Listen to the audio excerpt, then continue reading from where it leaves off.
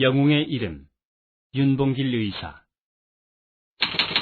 1932년 4월 29일, 중국 상하이의 홍커우 공원에서는 선왕의 생일을 축하하는 천장절 행사가 열리고 있었습니다.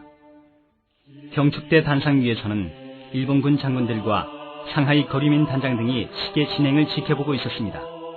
그들은 거만한 얼굴로 일본의 국가를 목청 높여 부르고 있었습니다. 그 순간이었습니다. 단소리가 홍커우 공원을 울리고 장면은 매캐한 연기와 화염에 쌓였습니다. 경축대 쪽에서 폭탄이 터진 것입니다. 일장기를 들고 행사를 구경하던 사람들은 저마다 소리를 지르며 흩어졌습니다. 폭탄이 터진 경축대 위에서는 일본군 장군들이 피를 흘리며 쓰러졌습니다. 그때 어디선가 우렁찬 목소리가 들렸습니다. 대한독립 만세! 대한독립 만세! 그 주인공은 경축대 위를 향해 물통폭탄을 던진 25살의 조선 청년 윤봉길이었습니다. 식이 진행되고 11시 40분 운명의 시간이 되자 윤봉길 의사는 오른손에 물통으로 위장한 폭탄을 왼손으로 안전핀을 뽑아 2m쯤 전진해 경축대를 향해 폭탄을 던졌습니다. 많은 일본군 장군들의 눈을 멀게 하고 목숨을 잃게 한 폭탄을 윤봉길 의사는 도시락과 물통으로 위장해 들고 있었던 것입니다. 윤봉길 의사의 마음에는 조선 독립에 대한 간절한 기원과 자신이 그토록 존경하던 백범 김구 선생에게서 폭탄을 건네봤던 순간의 결심이 새겨져 있었습니다. 윤봉길 의사는 어린 시절부터 남다른 아이였습니다.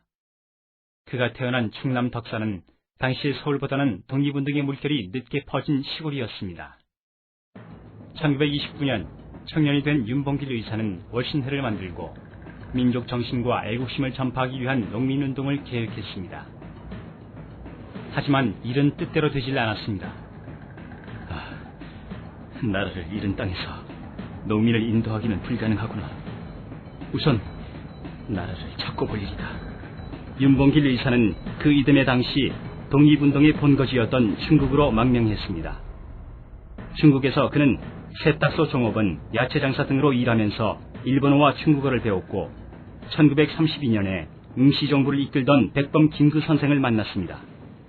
그리고 두 사람은 독립에 대한 의지를 확인한 한인 애국단의 동지가 되었습니다. 그때 윤봉길 의사는 25살의 청년이었고 김구 선생은 60을 바라보는 노인이었습니다. 선생님, 4월 29일에 일왕의 생일 기념식이 홍커우 공원에서 열립니다.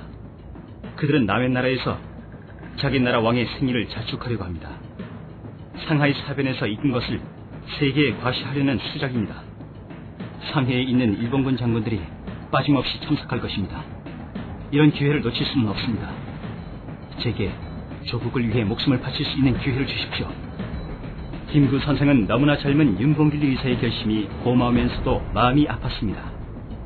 윤 동지, 너무나 위험한 일이네. 성공하더라도 죽음이 뻔히 보이는 일이라 말이세. 알고 있습니다. 하지만 세계에 우리의 독립 의지를 알릴 기회는 많지 않습니다. 김구 선생은 순수하게 나라를 걱정하는 젊은 윤봉길 의사의 마음과 용기를 말릴 수가 없었습니다. 결국 김구 선생은 젊은 윤봉길 의사의 애국심과 의지를 믿고 도시락과 물통으로 위장한 폭탄을 맡겼던 것입니다. 폭탄을 던진 후 홍커우 공원의 연기와 아수라장 속에서 윤봉길 의사는 일본군에게 연행되었습니다. 윤봉길 의사는 그해 12월 19일 일본 가네자와 육군 형무소에서 총살로 25년의 짧고도 빛나는 인생을 마감해야 했습니다. 윤봉길 의사의 시신은 사람들이 지나다니는 형무소 작업장 길모퉁이에 묻혀 10년이 넘도록 짓밟히다가 해방 이후인 1946년에야 고국으로 보내졌습니다.